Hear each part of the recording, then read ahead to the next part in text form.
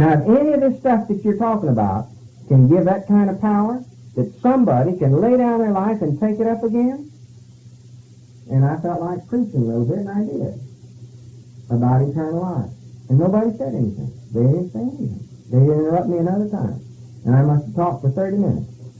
And I just talked about eternal life and eternal damnation and the wrath of God upon those that wouldn't believe something, and nobody said a word. And when I got through, I prayed and asked the Lord if there was anybody there that needed to know Him, and so forth. And when I looked up, all I saw was a bunch of cold stares, but I saw one little old lady's face. And I just excused myself, and there was about 12, 14 couples there that night. And I walked on. Well, that was quite a conversation after I left. But anyway, it's this one little girl. She didn't bring her husband with her. She's about 30, not over 30. And Joanne Strobel told me that she said, right the whole bunch of them after they were sort of ridiculing some things I said, she said, you know what that man says makes more sense than what y'all say to me. That's what she said. And the next day, she went down to where Joanne got led to Christ, and Virginia Wilson led her to the Lord. And then she got saved, and she wanted her husband to get saved. And Roger was there the night that her husband came. And we had all kind of fireworks that night, too. I won't go into all that. I'll tell you that. I'll spare you the gory details. But anyway, I went home prostrated that night, and I said, Lord, here was that poor fellow unsaved. And here's his wife, brought him to hear the gospel. And now all that interruptions and stuff. And that man called me on the phone next day and told me he wanted to be the first one to tell me this. And then he went home. He asked the Lord to save him. He said, I'm saved and I know I'm saved. Now, they asked me what to do. I said, forget all of those friends you got. They're not going to hear. And get you some hungry neighbors and invite them in and let's have a Bible study. And they had how many was there last Thursday night? Roger, did you say? But you know what? We had a Bible lesson on the shepherd. When we did on the good shepherd and the great shepherd and the chief shepherd, and ended up with Psalm 22, 23, and 24. And I tell you, I had 2 or 3 people call me up from that class the next day and tell me how that thrilled their heart. But you see, a Laodicean, they just won't have it. They won't take this stuff. They're not interested in it. And you're casting the pearls before the swine to get them to. When you see that type of an atmosphere, if you want to see people saved, you got to go where God's people are and bring that person in. If it's going to be a Bible study, if you get a lot of the devil's people in a Bible study, the devil will frustrate it. But you bring where you know most of the people love the Lord. And you can bring someone there and they'll hear the gospel, and the Lord will come in their heart. So let's go through and finish this. But God says, they say they're rich. Now those people that were there, they think they're real. They don't think they need nothing. They say this, I am rich, increased with goods, and have need of nothing. They don't think they need a thing in this world. But they're PhD, and they got that. And it says here, know it not that thou art wretched and miserable and poor and blind and naked. Boy, I hate for that to be said about me. All of that. Not only wretched, but miserable and poor and blind. I counsel thee, buy of me gold. That's the divinity of Christ.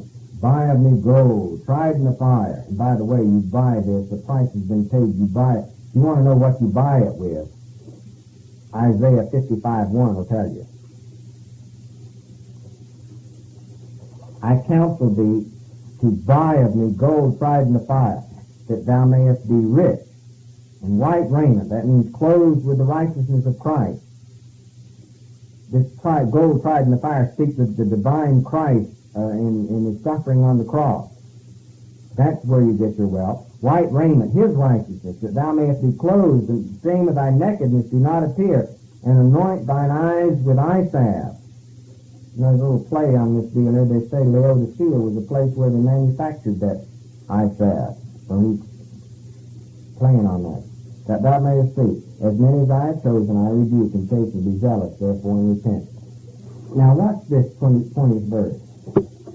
Jesus Christ is standing at the door of the Laodicean church, but he's not in the church.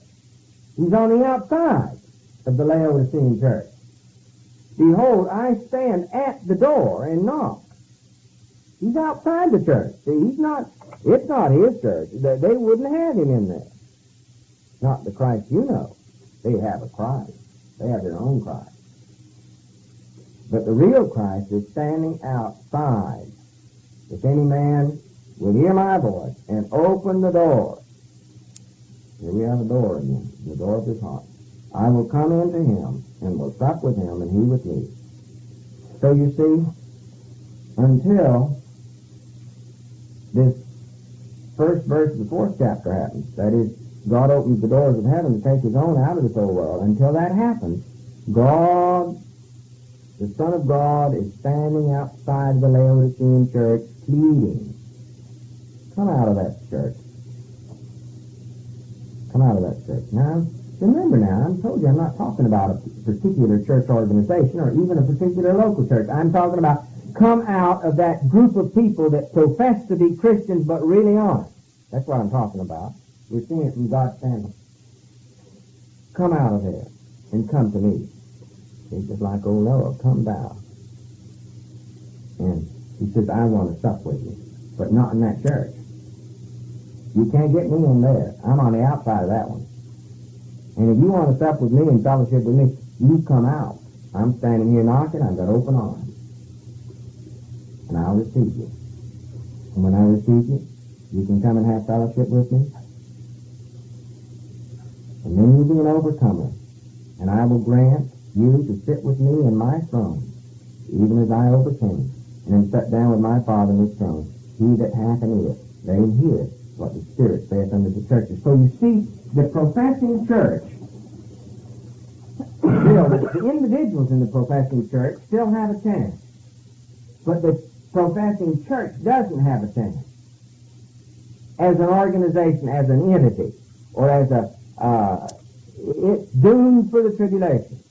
And next week we'll find them in the 17th and 18th chapter of Revelation, right in the middle of the tribulation. You'll see what's going to happen to them. You'll be in glory. The Laodicean church will be going through this time of trouble and trial, and we'll be kept out from it, taken out, away from it. But the professing church has got a terrible time coming, and the horrors of that time that's coming are described in Revelation 17 and 18. That's where we'll be next week, shall we pray. Dear God, I thank you that when you saw me there in that Laodicean church, all wrapped up in all that organizational professing business with these other poor people that we described, all these lost people with their PhDs and their need of nothing. Lord God, how I thank you that some way you gave me the desire to hear your voice and to walk into your open, loving, gentle arms, that I might have fellowship with you. Lord, I thank you that you brought me in to the Philadelphian church. And now there is an open door, and no man can shut it. Dear God, if there's anybody here tonight, I pray that they would see the lovely Lord Jesus Christ on the outside with open arms, come unto me, and that they would leave professing churchianity with their claim of needing nothing, thou sayest, that they would come unto him who can clothed with white linen. We pray this in Jesus' name. Amen. We've been studying text of prophecy. The Bible not only very clearly and repeatedly claims to be God's Word, but God in His Word claims to be able to tell the future. He says He knows what's going to happen, and He says it's pleased Him to tell the sons of men. You'll find this assertion in several chapters in Isaiah. You'll find it in the 42nd chapter, and the 45th chapter, and the 46th chapter. He says He knows the end from the beginning, and He tells from old those things which have not yet been. And then, for His own people, He promises us that He's not going to do anything that will involve us except that He tells His prophets first. In Amos 3:7, we're told, God will do nothing except He first reveals it to His prophets, that they might tell it to us. For God has said some things about the future of Israel as a nation. And I told you last week that I would review our studies of the past several weeks that have to do with Israel. I don't know just how long the review will take, but I want to set some of the details in your mind so that it'll have more coherence. You will recall that God called out one particular man when all the world had gone heathen. That was the second time this had happened. You'll remember, after the world was 10 generations old, there were only 8 godly people in all the world. And God, to keep the human race from annihilating itself by its own violence, He was forced to bring about the flood. And I said before, you should be very thankful for the flood, because had it not been, you wouldn't be. There wouldn't be a human race now. And God reestablished the human race and human destiny with 8 godly people. But in just 10 generations more, all of mankind had gone away from God, and when God wanted to find a representative for Himself, He had to go to a godless society and call out a man in his 70s who had all of his life been involved in idol worship. Then He didn't use that man specifically, but He brought about the birth of a human being on which the human race really has no claim, because He waited until Abraham and Sarah were beyond the age of natural procreation. And after Abraham knew that it was impossible for him to beget and for Sarah to conceive, then God rejuvenated their bodies and brought about miraculously the birth of a son, Isaac, when Abraham was 100 years old and Sarah was 90. And God claimed this one for Himself, this human being. Isaac, you remember, had 2 sons. The elder was rejected because he had his mind on earthly things and he just couldn't attune himself to spiritual things. But the younger one, who was quite a rascal, was chosen by God because he did have spiritual inclinations. He desired spiritual things. His name was Jacob. He told you before that for a person to be a Jew, they must not only be descended from Abraham, but they must also be descended from Isaac and from Jacob. You're not a Jew unless you're a lineal descendant from Jacob, unless you were born in the direct line of one of his 12 sons. That's what makes you a Jew from a national standpoint. Now you see, God made a great nation out of this progeny of Jacob. The reason we call that progeny Israel is because God renamed Jacob Israel, which means Prince of God. And God decreed that all of his work in the future would be done through that nation. When Jesus Christ was here, he said, salvation is of the Jews. That was God's purpose, to take this special people and bring them into a very special land, a very productive land, a very easily defended land. And it was his purpose to so bless this people in that land that they would be convinced of the utter goodness of God, and that they would go to the ends of the earth proclaiming the goodness of God. So God's purpose in this special people upon which the human race has no just natural claim, his purpose was that they might glorify God among the peoples of the world. Now, if you'll follow the story closely in the book of Numbers and in the book of Deuteronomy, you'll find that it was God's purpose first to bring them into a rather narrow confine, the country that we now call Palestine, somewhat smaller than the present boundaries of the land of Israel as they have conquered this more recent territory. It was God's purpose to bring them in to a rather confined land. Then he says, when you have fully possessed that land and you've learned all my ways, I'm going to enlarge your borders to where it would be a much larger land with much broader borders. Well, the nation Israel has never occupied all of the land that God promised them. Now, they've occupied more than just the nucleus that he first brought them into, but they've never occupied all of the land that God prescribed as he would enlarge their borders. Now, God made some proclamations in the 26th chapter of Leviticus and in the 28th chapter of Deuteronomy.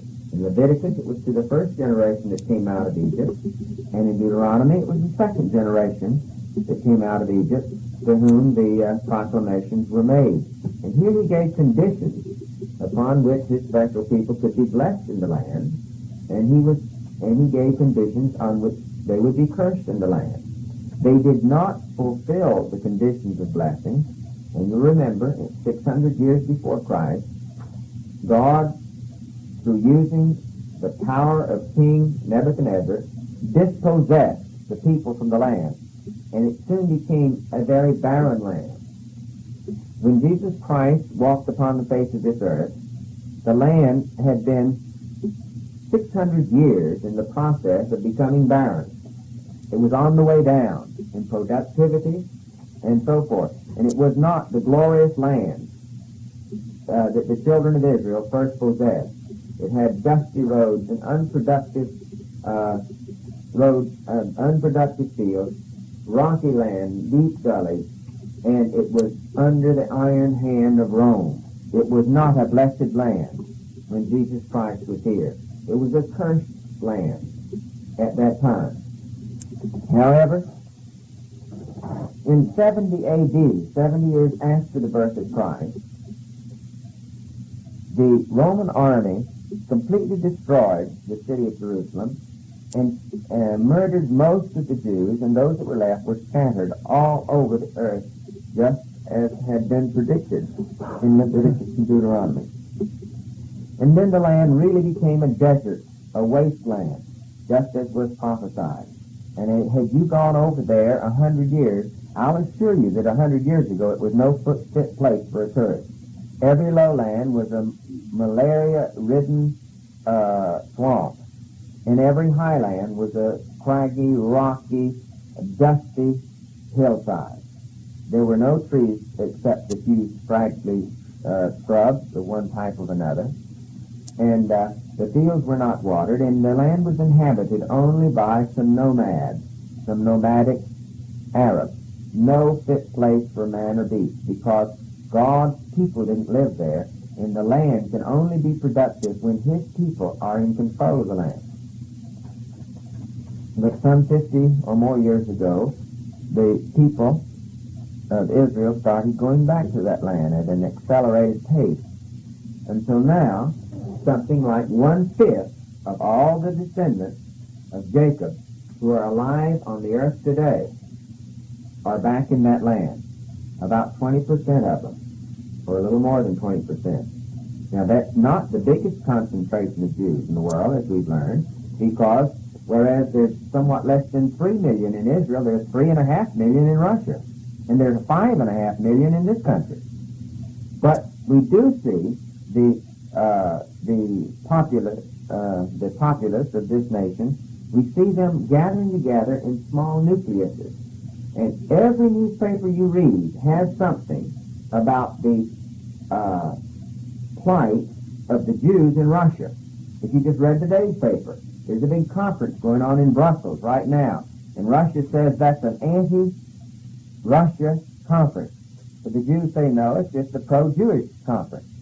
Well, that seems to be about the same thing in the eyes of the Russians at this time. Now, God has not forsaken his plan of salvation by the Jews. My salvation is of the Jews. Every human writer of this book is a Jew, with the possible exception of one.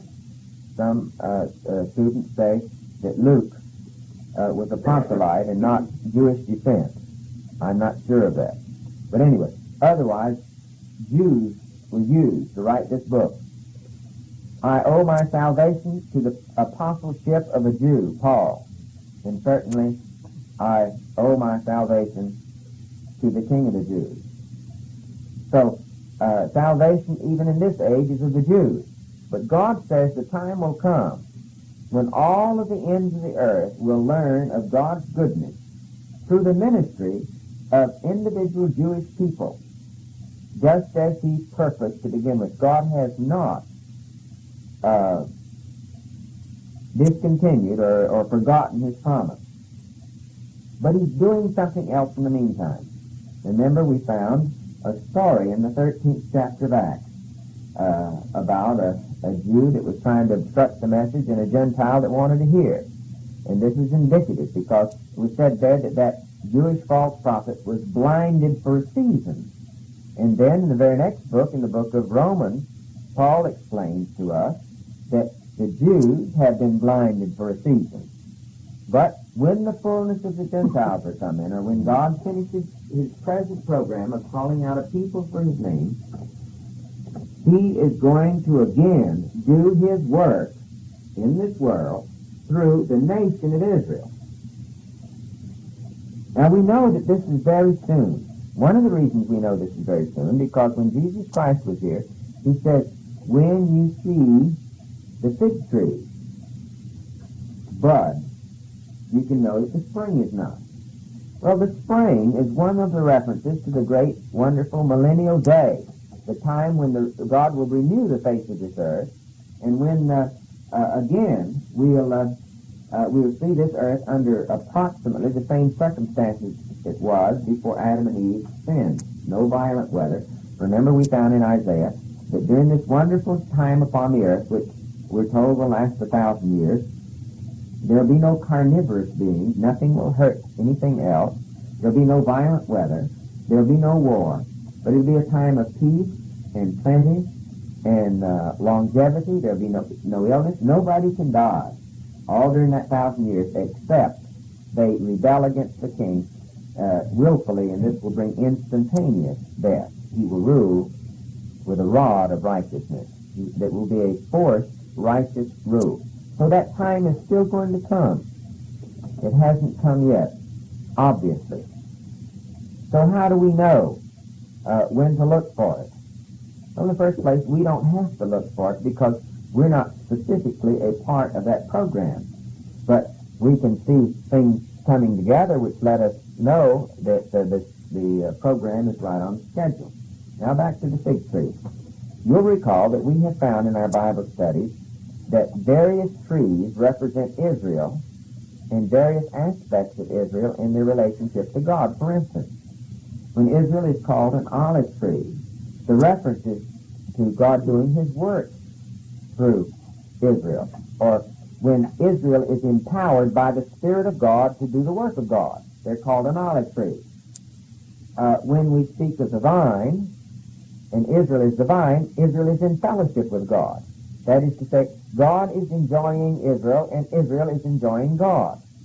And when we see Israel spoken of as a fig tree, we speak of the national prosperity of Israel. Now, when Jesus was here on earth, he once saw a fig tree as he was going into Jerusalem, and it was full of leaves, which should have meant that it had fruit on it. But he went close to it and it had no fruit on it. But it had a lot of leaves. And he cursed it, and it withered within 24 hours. The language plainly tells us that it only withered down to the roots. The roots weren't killed. Well, this is a picture. Israel was putting on a show of being prosperous and productive and quite the thing when Jesus Christ was here.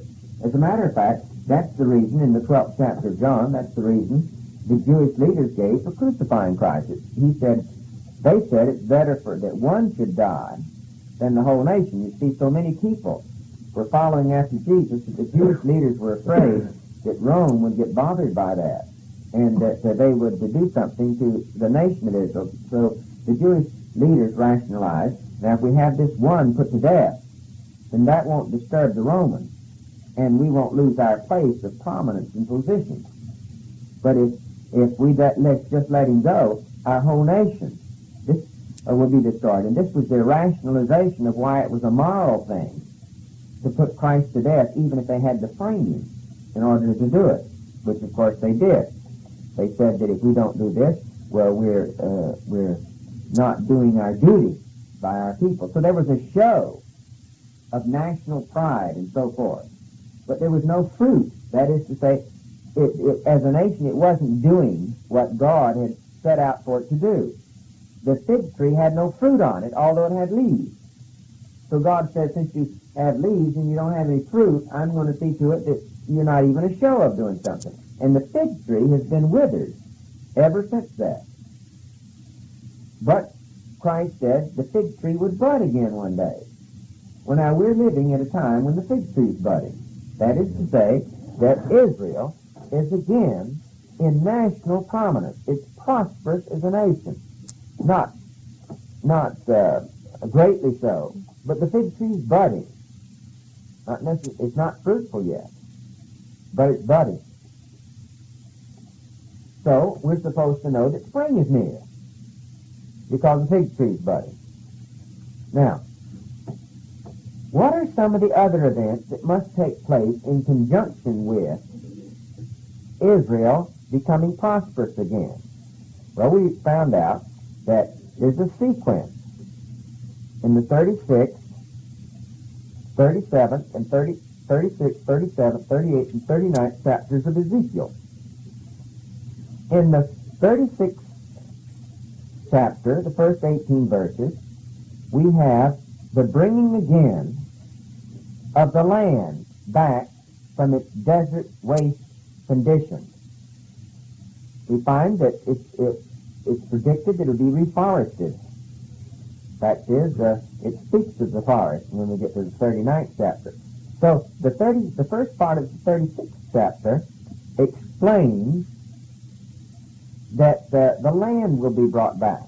And the latter part of the 36th chapter explains that the people will be brought back. But it says they'll be brought back in unbelief. And then later on, they'll have their King David back. In the 36th chapter, it says that David is the one that will sit on the throne. Now, the prince, and later in Ezekiel, you have an individual described as the prince. Well, that is the resurrected David. That's not Christ. David himself will sit on the throne. He'll be brought back to sit on the throne of Israel. But he'll be the ruling agency under his greater son. That is Jesus Christ. Now, there's two places in Ezekiel where it makes it very plain that David himself will be the one that sits on the throne. Once in the latter verses of the 36th chapter of Ezekiel, and then again in the 34th chapter. I don't have the verses at fingertip, or at tongue tip, I guess would be a better word. Now, so we find that first the land is going to be brought back. And then the people are going to be brought back. The 37th chapter of Ezekiel is very careful to explain to us that the people will come back in unbelief. They'll be brought back bodily before they're brought back spiritually. And after they've been joined bone to bone and the whole nation of Israel comes back out of the graves of the world, there in that 37th chapter, which describes Ezekiel's vision of the valley of dry bones, the interpretation is given that the bones stand for the whole house of Israel, and that the graves stand for the nations of the world, from where all the whole house of Israel is brought forth. And you have to look through the whole chapter to find both of those interpretations, but you look and you'll find them both there. You don't have to conjecture about the fact that the bones represent the whole house of Israel, and that the nations of the world represent the graves from which they're brought back. And they're put together. Now, in the 38th and 39th chapter, we have a turn of events. Everything looks rosy. And then some great power from the north will be confederate with many, many, many peoples. Now, you know, these nations are all listed, all these nations that are going to be confederate with that one great power from the north are listed. And many people have been surprised that Turkey, or a nation, Togarmah, which is generally thought to be Turkey, is described among them. And Turkey, you know, has been quite unfriendly with Russia, the great nation to the north. And it's been interesting for me to read just this week that the communists of Turkey have come to prominence, and there's great fear that Turkey just at any moment may be a communist nation. Now that's in the news this week. So it may be that those who know more about these names, they may be right in saying that Turkey will be confederate with Russia. Of course, this would fit in a way because Turkey is a Muslim nation, and they would tend to side with the enemies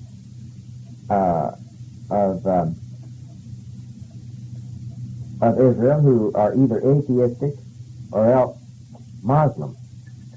Now, we're told then that a great confederacy will come against Israel while it's in the land, while it's experiencing a modicum of peace, and its cities will not be well defended, and the great horde from the north will say, look, this is easy prey, we're going to come to get us a spoil. And they'll actually come into the land and possess a large part of the land. And just as they begin to possess the land, there's going to be a great earthquake. So great that we're told the mountains will shake out of their places, and there'll be a cleaving of mountains. It says all the walls of the cities will fall down. I don't just mean one of these little earthquakes like we've been having over in California. This is going to be a humdinger, a real earthquake over there. And in the confusion, you see, there's going to be in this great confederacy of soldiers. In this great confederacy of soldiers, there's many languages. And this guy here is going to hear somebody jabbering over there that doesn't talk his language, and he's going to think it's an Israelite, and he's going to go after him. And pretty soon, they're all going to destroy each other. And we're not surprised at this, inasmuch as we read through the Bible and found instance after instance in the past when overwhelming odds against Israel were destroyed because they fought themselves and killed themselves. So we're told there in the 39th chapter that only 1 out of 6 of this great horde will ever return to their home. 5, 6 of them will meet their death on the mountains, the hills of Israel. And it said that it'll take 7 months, just 7 weeks, 7 months, just to bury the dead. And it'll take 7 years to really cleanse the land. Now, when will this happen? Many people ask me, will this great invasion from the north happen before the rapture of the church, Or will it happen after the rapture of the church? Well,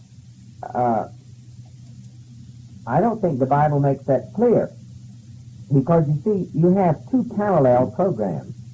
If I have some problems tonight, I've had a bout with Mrs. Spears' favorite malady. All day.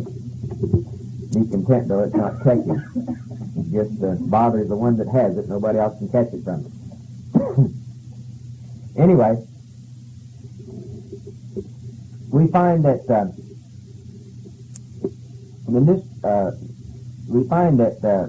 we can't tell whether this event comes before or after the rapture, because God has two programs going now. One is being phased out and the other is being phased in. And we're in that transitional time. And they're parallel programs, and he doesn't in any way try to mesh one with the other.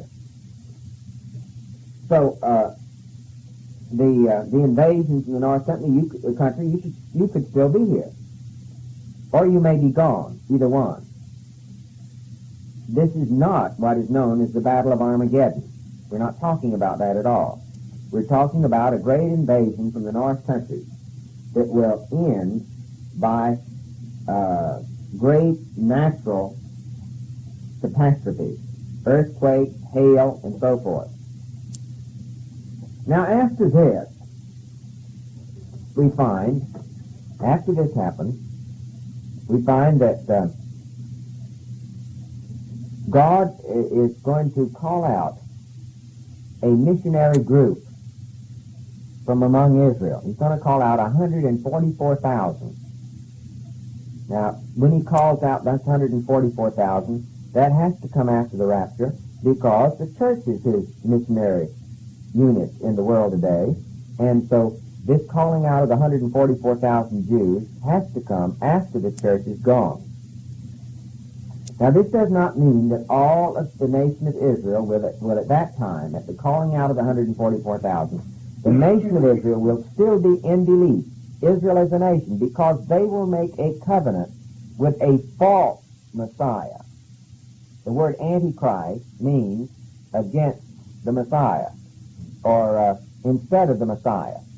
When Jesus was here in the 5th chapter of John, he said that he came in the Father's name, and they didn't receive him, but one would come in his own name, and they would receive him. Well, he was referring to this personage. And we find the prophet Daniel tells us that Israel as a nation will make a covenant or an agreement with a great world ruler. I suppose it'll be in order that the same thing doesn't happen to them again. But they'll make an agreement, and he will pretend to be all for them. And he'll let them build their tabernacle or their temple back, and they'll establish their old line of worship. And Israel will be prosperous in their land for 3.5 years by dint of an agreement with a world ruler that they proclaim and worship. Now, at the end of the 3.5 years, now all during this 3.5 years, when they have been living in the land that's been brought back to productivity, and while they have this agreement with this great world ruler, all of this time, this 144,000 will be evangelizing the world. But after 3.5 years, this world ruler will be killed. And he will have a deadly wound, the Bible says. And Satan at the same time will be cast out of heaven. And Satan will come and take up residence and resurrect this body, which will be a false resurrection, or that is to say, a false Christ, because the Old Testament Scripture says the Messiah will be resurrected. But Satan will actually, the Antichrist, or this great world ruler, will actually be energized, or indwelt, you might say, by Satan himself, who will be cast down to the earth. And this story is in the 13th chapter of Revelation, by the way, the 12th and 13th chapter of Revelation. And he will immediately stop this agreement with the Jewish nation, and he will set up an idol in the temple, and Israel will be forced to worship that idol for 3.5 years. And this is during the ministry of the two witnesses, because at the end of the first 3.5 years, the 144,000 missionaries will have completed their work, and they will be miraculously protected by God in a very special place somewhere over in the region to the east of the Dead Sea, and maybe to the south of it. They will be miraculously protected for 3.5 years, and they will not preach or spread the gospel during that last 3.5 years. But there will be two Jewish preachers, and they're known as the two witnesses. They're described in the 11th chapter. Actually, they are Moses and Elijah come back to earth to minister. And they will minister for 3.5 years here instead of the 144,000. Now, we're told in the Bible that there are millions and millions of converts as the result of the ministry of the 144,000. But we're led to believe, or at least I'm led to believe, that there will be no converts during the ministry of the two witnesses. They will be proclaiming God's story, but God is going to use this to show that anybody who would have received has already received. Because at this same time, God is going to start pouring out judgment on the earth. And 2/3 of the population of the earth will perish. 2/3 of the nation of Israel will perish during the last half of the tribulation, or 3.5 years, the second 3.5 year period, while the two witnesses are ministering, and after the 144,000 have ceased their ministry.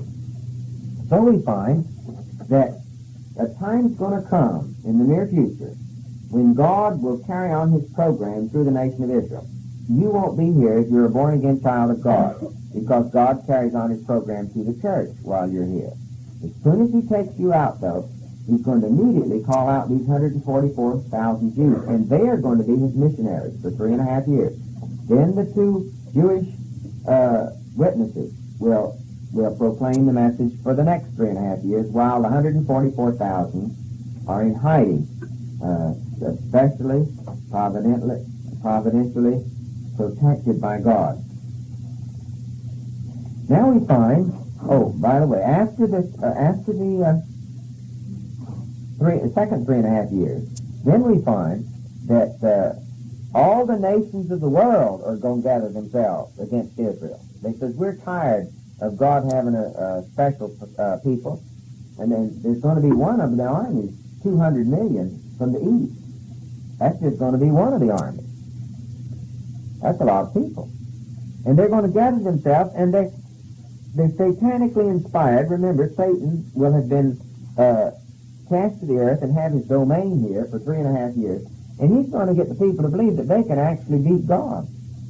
And if they can ever completely destroy Jerusalem and wipe out the nation of Israel, then they can beat God, because God will not have a program that doesn't involve the nation of Israel. Never has, never will. So the thought is, if we can destroy Jerusalem and every Israelite, don't you know when we read the 83rd Psalm and it said that they had got confederate together and said, let's cut them off from being a nation, that their name would be remembered no more? Remember that in the 83rd Psalm?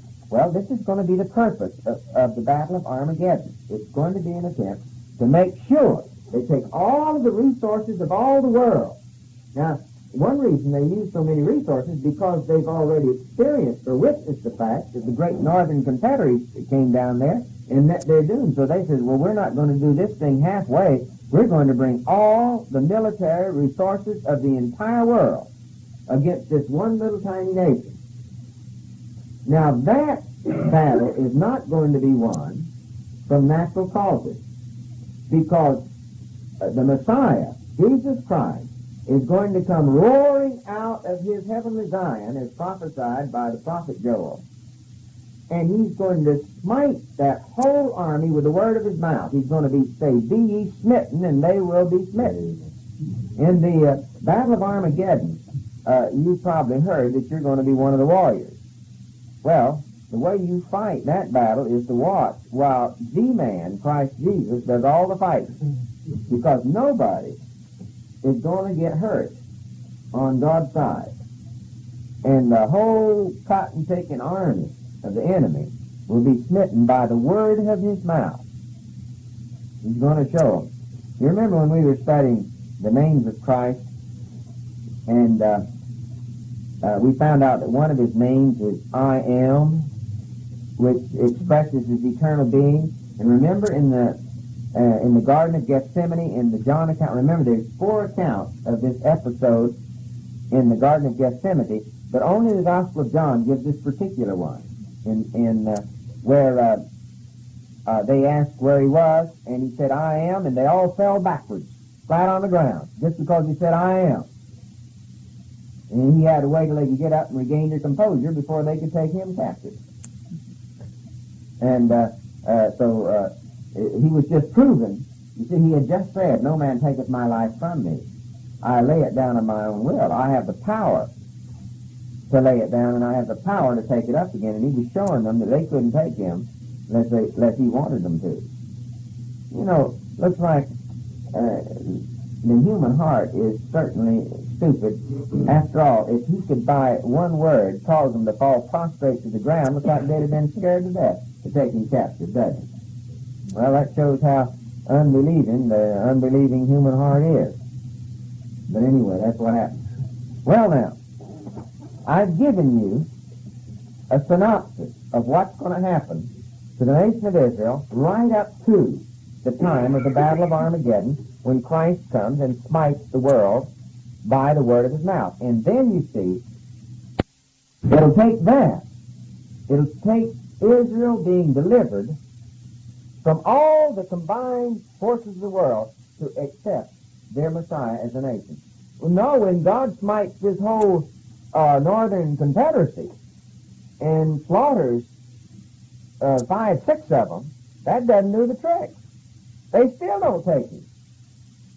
Why, most of us think we see God's hand in this war some 4 years ago. And we say, well, how stupid can they be? Why don't they, as a nation, give God all the credit? But they don't. They give their own resources. Now, some individual Israelites ascribe their victory to divine power, but this is going to come about on a gradual way, and the nation will not proclaim their Messiah. And then you have the scene found in Zechariah 12:12, where it says, all the families shall mourn. They're not mourning because they're sad, they're mourning because they're so ashamed and chagrined that it took something like that to bring them to him. Remember, that's the scripture that says, and the family of David went apart, and their wives apart, and they all mourned apart. Well, they didn't want to see anybody else in their humility. And then the family of Levi, David being the kingly family, Levi being the priestly family, and then the family of Nathan being the prophetic family. And then it says, then the family of Shimei, and Shimei apart. Well, of course, he was the reviler of King David while he was in exile, which stands for those Jews today who would have vindictive things to say about their Messiah, who is the King. Shimei stands for those, and then all the nations. Well, you want to read this, just read the Zechariah 12:12, the next few verses. But they're going to accept him as their king, and God is going to set up a kingdom on this earth. And he told the apostles, in the 19th chapter of Matthew, he told the apostles that each one of them would sit on the individual 12 thrones of Israel, each governing or ruling a tribe. So then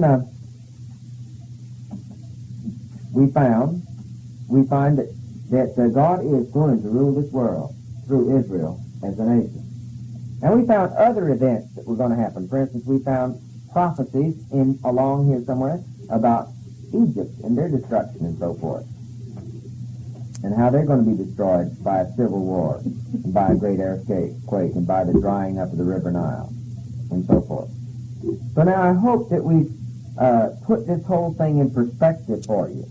All of this tonight has been reviewed, and I know that some of you had already caught this, but I thought maybe we might fill in some chinks in that type. But we want to start on our next subject, because all the time this is going on in relationship to the nation of Israel, God is doing something else with a group that's known as the church. This group that he's working with while Israel is set aside. And a portent of the church is given back in the 13th chapter of Matthew. You remember there are a series of parables there. They call the mystery parables of the kingdom. Remember the first parable was the sowing of the seed, and then the next parable was a farmer that had a field and he planted good wheat there. Then somebody came along and planted bad wheat there. And then the next parable was one about planting a mustard seed, which should have grown up and be a little bush or shrub, and it got to be a great big tree. Well, all of these are parables that look forward to church history. For instance, just take the one about sowing the good seed in the field, and along comes somebody else and sows tares. Well, Jesus explains this parable, and he says the sower is the Son of Man, or himself, and the seed is the Word of God, and that the ones that come out from the good seed are the children of the kingdom. And then he says the tares that come up are the children of the evil one. Now, in the parable of the mustard tree, it says that every kind of a bird came and sheltered itself in this tree. Well, the picture is, instead of Christianity being a little shrub-like in this world, that is to say, something rather inconspicuous as the world looks at it, it has become such a big tree that every kind of every feathered bird there is can roost in it and take cover in it. And that's just what happened. The professing church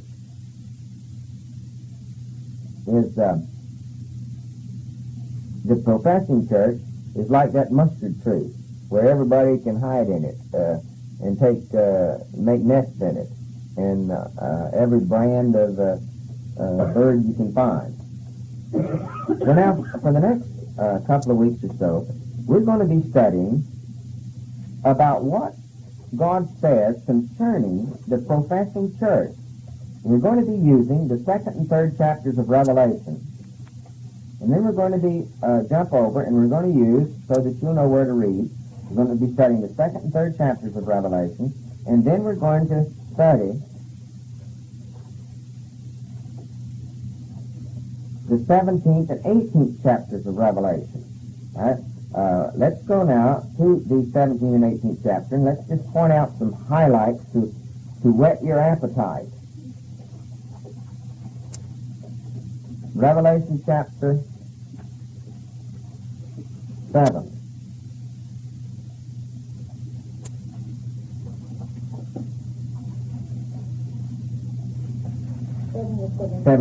I'm sorry. Now, there's a very interesting thought here that you might be interested in. The 50th and 51st chapters of Jeremiah predict the destruction of the nation of Babylon. And the figures of speech in 17 and 18 all come from those chapters, or most of them come from those chapters 50 and 51. For instance, I'll show you some of them. See here in the first verse of the 17th chapter, the last phrase, "It sitteth on many waters." Well, this is taken right out of Jeremiah 51:13. And see down in the 4th verse where it says, along near the end of the verse where it says, "having a golden cup in her hand," that's taken right out of Jeremiah 51:7. And then see in the 16th verse of the 17th chapter where it says, "desolate and naked, and shall eat her flesh and burn her with fire," right at the end of the 16th verse. That's taken out of Jeremiah 50, verse 10. And see where it says in the 18th chapter, 2nd verse, at the end of it, "and a cage of every unclean and hateful bird." Well, here we have our mustard tree again, see?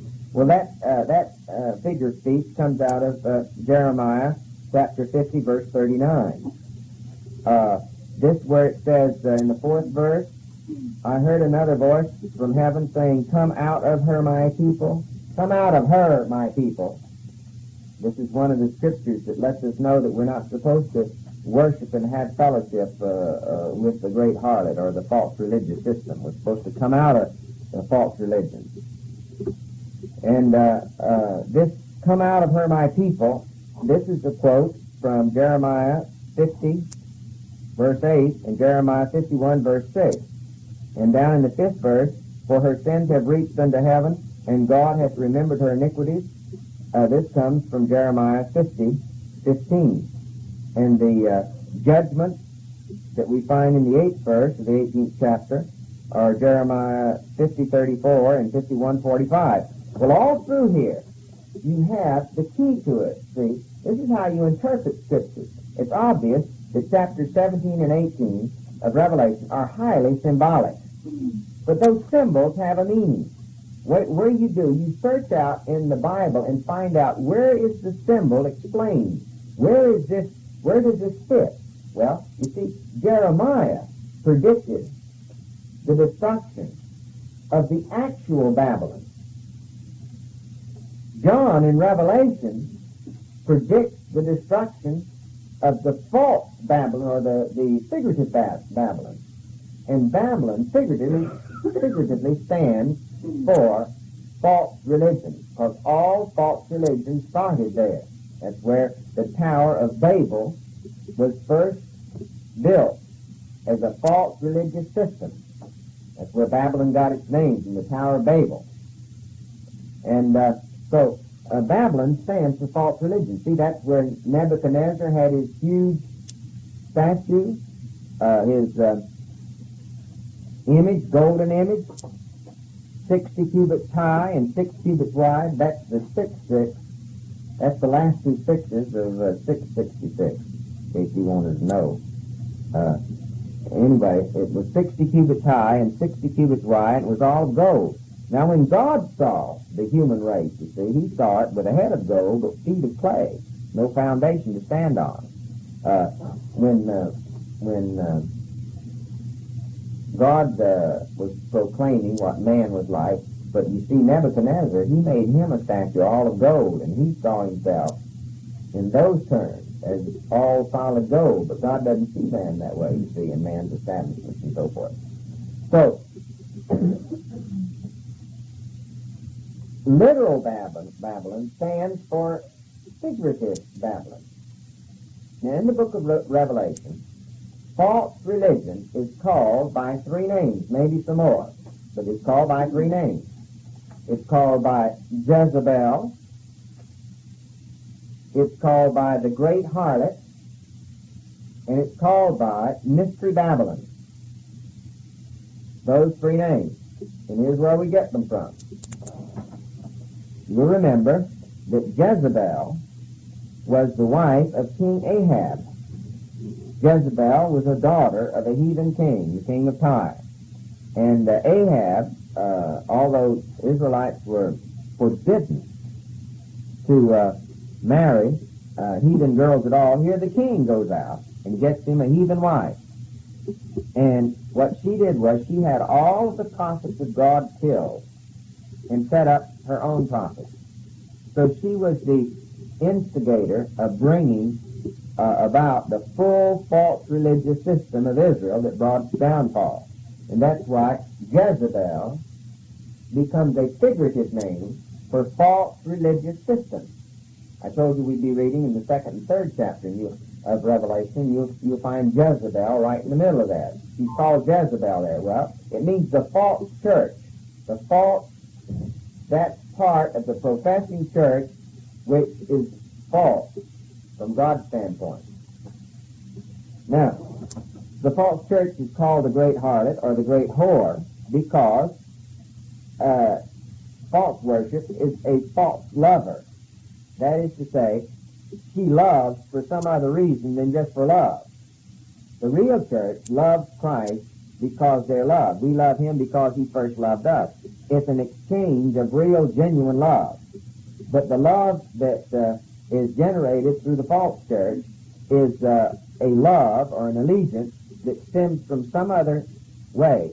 And all false worship has some other motive than just... And this was the end of this tape.